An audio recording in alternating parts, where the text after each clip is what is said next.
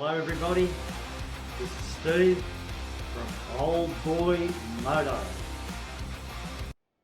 Well, morning guys.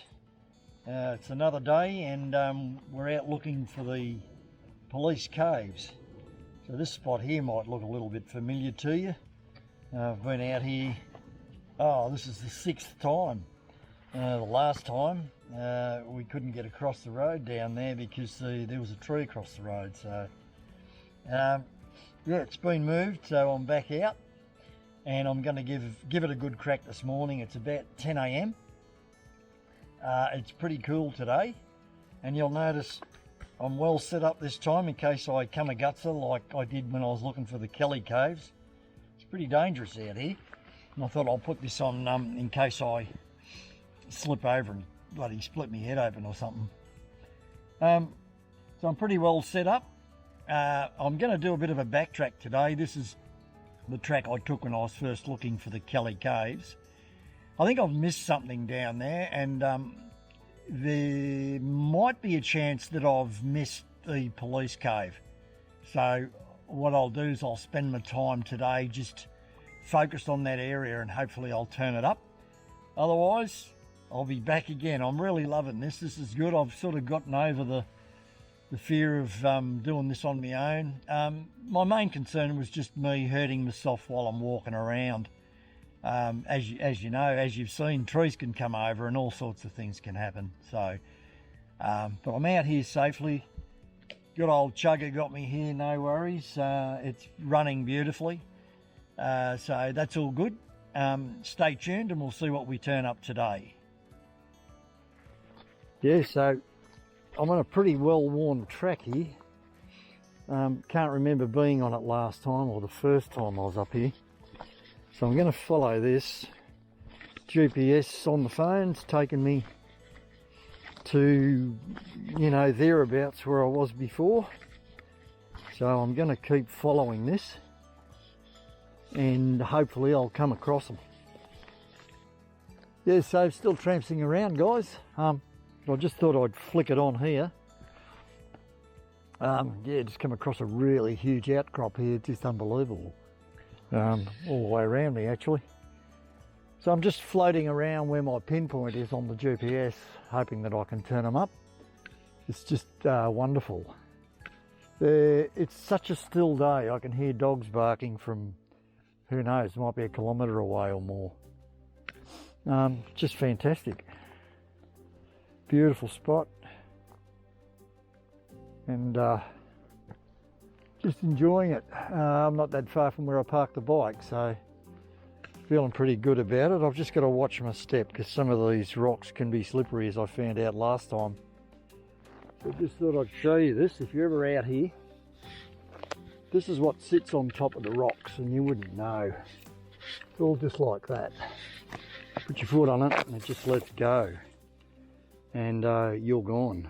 So something to be very careful of. And also the moss collects water and it turns into slime, and you just put your foot on it and you're gone. Yes, so it goes on forever, guys. It's just unbelievable. I'm still sticking with the view. But you know, the police caves could be anywhere here, and it's just a matter of just keep walking and try and turn them up. There's no signs. All you've got here is wildlife trails. Haven't seen any wildlife since the last time I was down here. I heard a stag, which sent me out a little warning note. And there's some really huge rocks up here, big outcrops. I'm sort of skirting around my dropped pin, and just battling on, really. Have a look at the face here. It's huge. There's rocks just sitting on top, and that's where I need to be. My GPS is saying that I need to be going up that way. But I'll take the long way around, obviously. It's a bit daunting. I might slip backwards and all that sort of thing. Anyway, I'll keep having a look around here and I might stop for a bit of a break. and then assess my situation. Yeah, so this is where I am. That's the area where I'm looking for. Hope you can see that. And that's where I am parked. So, wish me luck. Yeah, so every now and then, as I'm trekking, I'll come across a big outcrop like this. Looks like birthing places and stuff like that for wombats. And maybe for people many years ago. And always when I turn around, I look for the telltale signs of the view to the valley. But so far, it's to no avail. Well guys, I'm back where I first was when I did my first video. I thought I might have missed something, so I thought I would backtrack and have a decent look, but I haven't really seen anything that looks like the photo at the start of the video that I'm looking for. It's a thick flat rock, and I thought I saw something that looked like it back down a bit further, but it wasn't. So, and that's just what it is. It's just a matter of trekking through the bush and coming across it. As in the previous Kelly Caves videos, looks as though there might be more than one or two videos before I find it.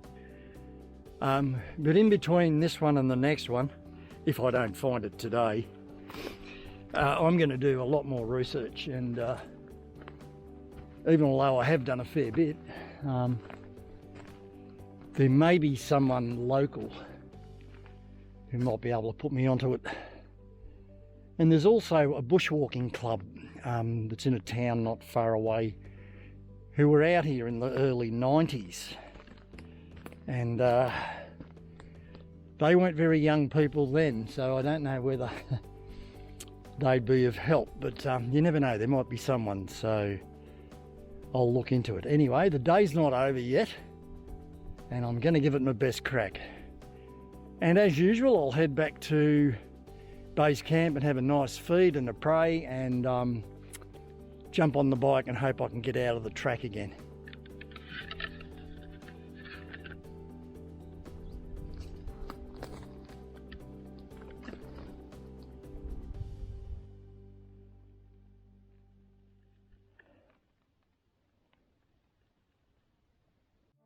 Yes, have a look at this. This is just fantastic.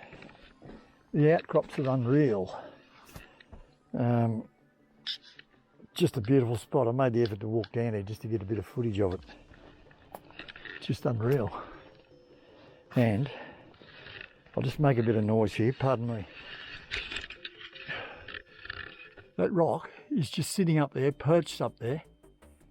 How does that happen? Please, will someone let me know? I'll have to look it up. There's a big split in the bottom of the rock where it looks like that's just come down and just bang, sat on top of it. It's just unbelievable. It's not part of the rock underneath. Oh, God help me, I don't know.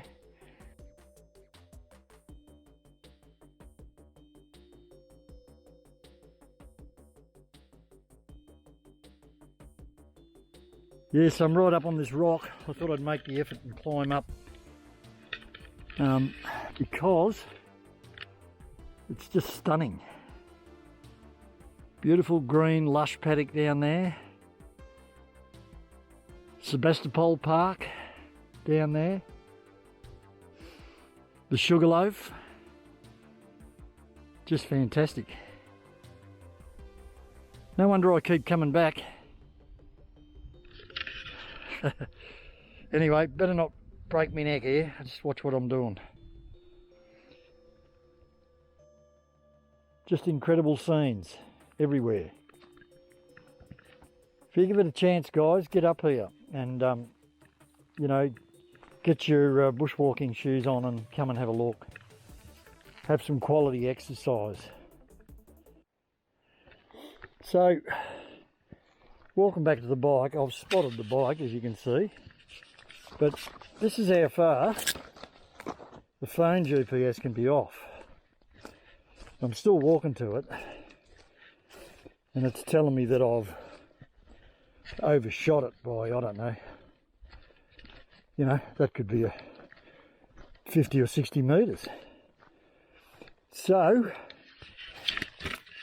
if you're ever using your phone GPS, what I'd be doing is using it generally. That's what I do, and for probably for 50 or 60 metres, that would have to be the inaccuracy in it. I think that's what I've found. And so if you're looking for a spot, keep looking. Somewhere in that area you'll probably turn it up. Anyway, back at camp, everything's still here as I expected. I didn't think we'd find a crowd of people, which is just fantastic, you know, it's unheard of these days. So these videos might change that. But yeah, I'm just going to have a nice bit of lunch and contemplate whether I'm going back. So I've been out there for 2 3/4 hours. That's nearly 3 hours. It's a fair bit of exercise for an old bloke. So I'll have some lunch and contemplate it, but I doubt whether I'm going back today to find the police cave. Yeah, so if anyone asked me what I enjoy mostly about coming out doing this sort of thing, well, besides riding the bike and getting the exercise, it's just doing this, having a bit of solitude and peace and quiet. There's really not much going on out here today. There's not a leaf moving. I just heard a plane go over, and it just seems like that's the world outside. So I'm getting a bit of a buzz out of doing this, that's for sure. Just gonna get my little cooker going, and I've got me classic beef curry packet muck to get into, and I'm grateful for that. So I'm going to light me little burner and wait for that to boil. These are fantastic, these things. Better not do that, I'll put it down on the ground. And the fuel in these just seem to last forever. I've been trying to run that out because I'm always worried about running it out. I've actually got another one, a smaller one, in the bike. And trying to run it out, and I just won't run out. So anyway, yeah, so it's just great having this amount of solitude, you know, and very blessed to be not far away from it, you know. So I'm just going to enjoy this, a little bit of a break. Oh, I'm knocked up. And I am actually going to contact my son and tell him about this. I've taken a few nice photos while I've been out here of just the geography and that of the place, the rock and all that, the views. And his girlfriend is a really great photographer, and just wondering whether she'd be interested in coming out here and having a look and probably getting some fantastic shots, better than I could ever take. I might do that, yeah. Anyway, time to wait for that to boil.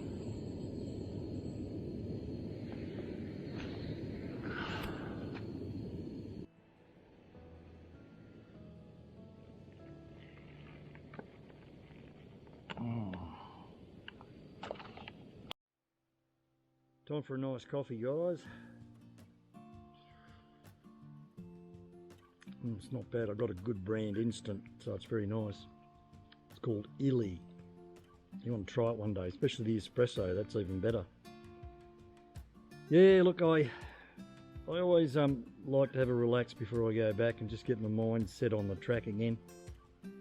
And I always just let my mind wander. I always think about my kids that are in Melbourne at the moment, and they're, you know, right in the city, and they were born and raised here in the country, and I know their heart is here, but they're in the city chasing their career and their future, so that's where they've got to be. But I hope one day they'll get back to the bush and find a bit of peace. This is where I find it, so I can recommend it to anyone.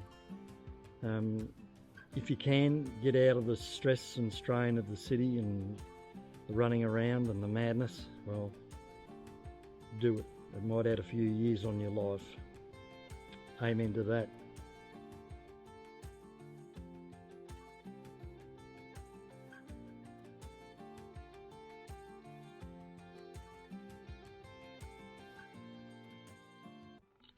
Well guys, it's just such a beautiful day. It's hard to believe that we're in autumn. It feels like springtime. Actually, I've just pulled over on the track back from the Kelly Caves and Police Caves, which I didn't find today, on this very rough track. And I'm in a gully, and it's a very historic area, this. There's a lot of history behind it. So way down that way, about 2 kilometres through this gully, was the homestead of the Byrne family. Joe Byrne, he was one of the Kelly gang, and his best mate, the Sherritt, Aaron Sherritt. It was Aaron's father that owned this property over here. And the two boys on horseback would ride up through this gully, and it was no mean feat, believe me. It was pretty hard work, but they were brilliant horsemen, and they had brilliant horses. So this was their way of getting through to see each other and do all that. So looks pretty clear through there. It makes you wonder whether they just used to ride up through there, but it's quite wet in there, being a gully, and just on the private land there now, which I don't know who owns now. There is a dam there, and I'm thinking it's spring fed, so I think all this is spring fed water. A brilliant source of water, actually. Now, I've read a book that tells me that down in this gully somewhere there is a place where the boys used to meet and spend a lot of time, and they named it London Rock. And again, it's another small cave, only big enough to fit 2 people, they told me, but nonetheless still a cave. And apparently it's a very dramatic granite outcrop with a black wall face and waterfalls and all that sort of stuff. That would be absolutely amazing to see. So I'm pretty keen on doing that one day, but first things first. I need to find the Police Caves, and I'm going to do some research on that one, so that next time I come down it might be a bit more of a surety that I find them. And then I will move on to trying to find London Rock, that used to be the favourite hiding spot for Aaron Sherritt and Joe Byrne. It's amazing stuff. Thanks for watching, guys. We'll catch you later.